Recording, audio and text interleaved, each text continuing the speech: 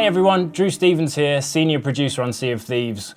With Joe and some of the team visiting our Redmond studios out this week, I'll be standing in for this week's dev update. Following on from last week's dev update, Joe talked through some of the specifics around the upcoming crossplay changes we intend to make. Over the last few days, we've been seeing some questions and concerns from the community around that. Just wanted to try and work through some of them and give them a bit of clarity. Firstly, we aren't removing crossplay. By default, the game will play as exactly as it is now. PC players will be able to play with Xbox players.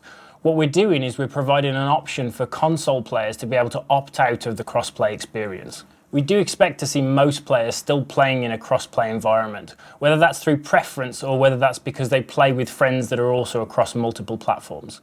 Behind the scenes, the way that we manage our servers means that the server density will stay the same as it is right now.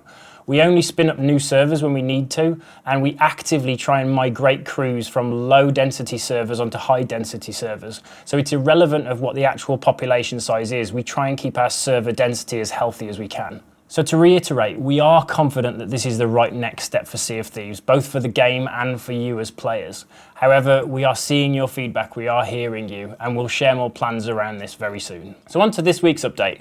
This week's build delivers a new event called Friends Play Free out into Sea of Thieves. Starting from the 6th of February through till the 13th of February, you can bring 3 of your friends into Sea of Thieves to come play with you for free.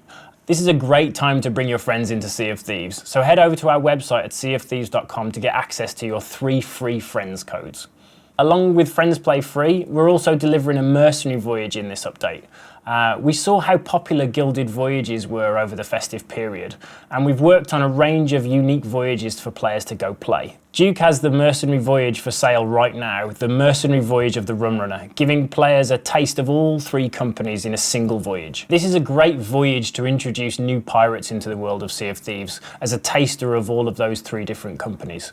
However, we've made sure that there's a high chance of rare rewards for all you experienced pirates.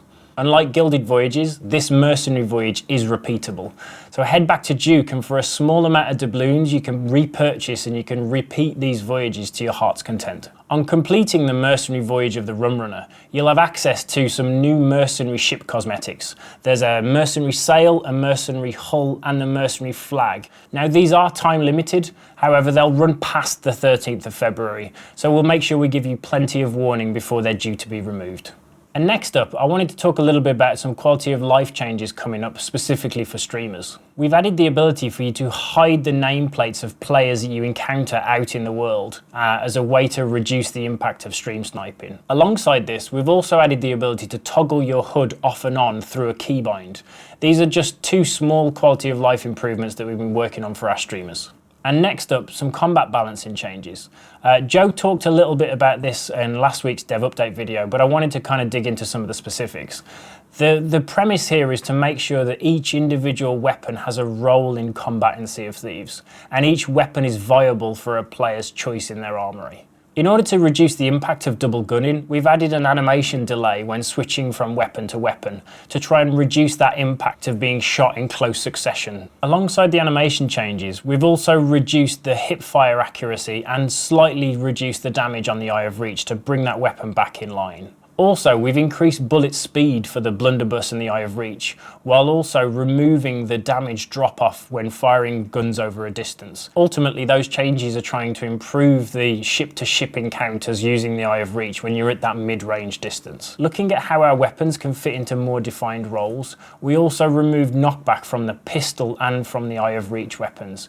It helps strengthen that the cutlass and the blunderbuss are weapons to be used at close range, both on ship offense and also when you're defending from ship borders. Also in this build, you'll find that there's a new fortress being built out in Devil's Roar. It's not active right now, but stay tuned for more updates on when we'll bring this fort into rotation. The more keen-eyed of you will also notice that the shipwrights have been making some modifications to the ships recently. More info to share on that very soon. This build also delivers a range of bug fixes and quality of life improvements as well. So head over to the patch notes to find the details about what's in this build. And make sure that you check out our Friends Play Free trailer for all the details around how you can get your friends into Sea of Thieves this week. I think that's it from me, so see you on the seas.